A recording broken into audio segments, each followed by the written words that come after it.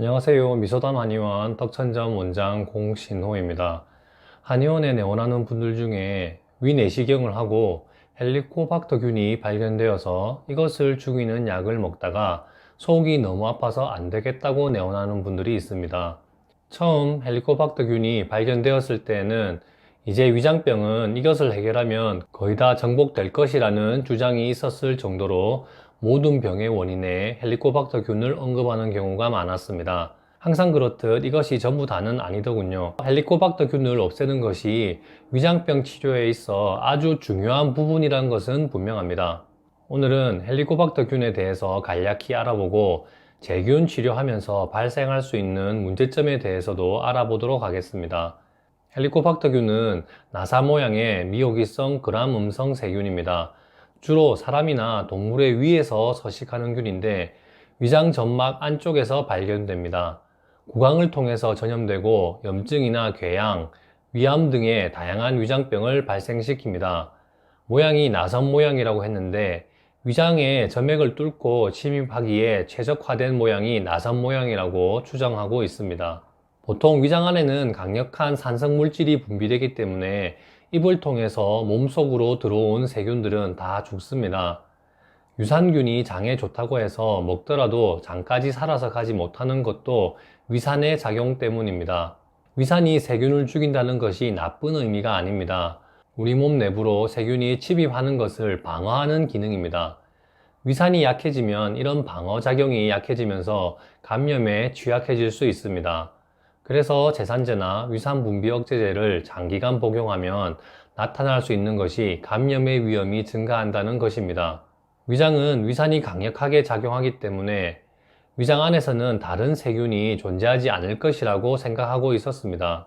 그런데 위장의 파일로리 부위의 점막 안에 존재하는 균이 있음을 발견하고 이 세균을 헬리코박터 파일로리라고 이름 붙였고 이 세균이 위염, 궤양, 위암 같은 질환을 초래할 수 있다는 것을 밝혀내고 노벨의학상을 받게 됩니다. 건강한 상태일 때는 위산도 작용하고 위장의 점액질도 이런 세균의 침입으로부터 방어하는 작용이 제대로 작동됩니다. 하지만 건강 상태가 나빠지거나 약물의 오남용으로 점막에 상처가 나거나 면역력이 약해지는 상황이 생겼을 때 맵고 자극적인 음식을 먹어서 위장 점막이 상했을 땐 헬리코박터균이 점막을 뚫고 침입할 확률이 높아집니다. 이렇게 침입한 헬리코박터균은 여러 가지 위장 질환, 심하면 위암까지 발생시킬 수 있다고 연구가 되고 있습니다.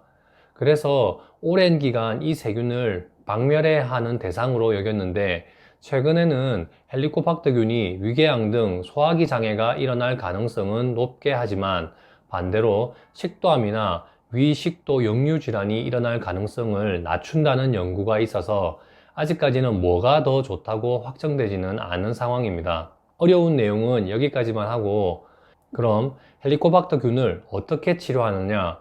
항생제로 치료합니다.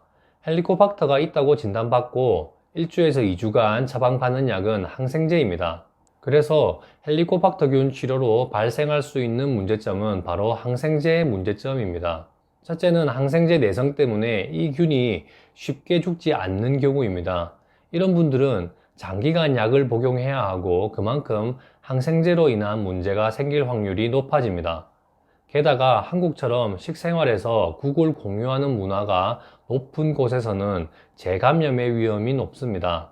그럴 때마다 항생제를 사용한다면 내성 때문에 균을 죽일 수 없는 상황이 발생할 수도 있습니다. 두 번째는 항생제 때문에 생기는 대장의 문제입니다. 항생제 복용 이후 설사나 복통 같은 증상이 생겼다는 분들이 많습니다. 헬리코박터균을 죽이는 치료약도 항생제인 만큼 똑같은 문제를 초래하기도 합니다. 위장은 좋아졌으나 과민성 대장 증후군이 생겨서 유산균을 아무리 먹어도 치료가 안 된다면서 한의원에 내원하는 분들이 꽤 있습니다. 세 번째는 위축성 위염이나 장상피화생처럼 점막이 굉장히 예민해진 분들에게서 주로 발생합니다. 항생제를 먹고 나서 속이 쓰리고 명치가 아파서 견딜 수 없다는 경우입니다.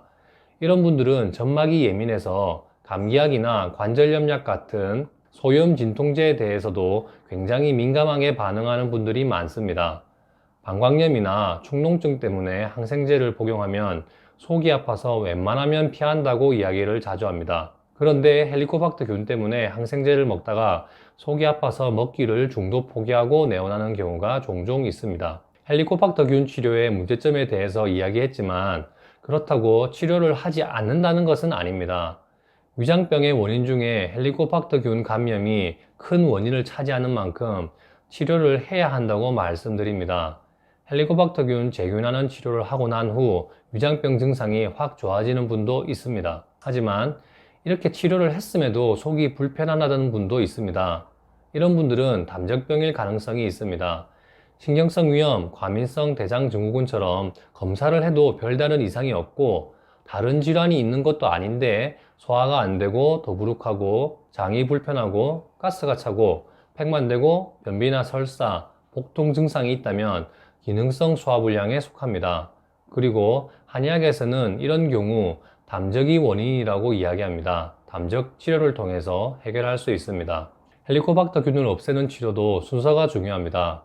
위장 점막이 굉장히 예민한 분, 위축성 위염, 장 상피 화생이 있어서 속이 쓰리고 아프다면 당장 헬리코박터균을 없애는 항생제를 복용할 것이 아니라 위장 점막 치료부터 우선 한 이후에 항생제를 복용할 것을 권합니다. 단순히 위산을 억제하는 것이 아니라 얇아진 위장 점막을 재생하는 치료를 해서 위산이 나오더라도 잘 견뎌낼 수 있는 위장 점막 상태를 만든 후에 항생제를 복용하면 훨씬 더 견딜 수 있게 됩니다. 만성 위축성 위염, 장상피 화생이 있는 분들은 점막을 회복시키는 치료가 필요합니다. 제산을 하는 것만으로는 부족합니다. 양배추, 마, 느릅나무 같은 한약재들이 도움이 될 수 있습니다. 식품으로도 쓸 수 있는 한약재이니만큼 쉽게 구할 수 있을 것입니다. 상태가 심한 분들은 양배추, 마, 느릅나무를 먹고도 쓰리거나 더부룩하다고 이야기하기도 합니다. 이런 분들은 음식 수준의 한약재로는 해결이 안 되니 한의원에서 치료를 받아야 합니다. 치료를 하고 속 상태가 좀 괜찮아진 이후에 헬리코박터균을 없애는 항생제를 복용하면 좀 더 견딜 수 있기 때문에 무사히 재균 치료를 마칠 수 있습니다.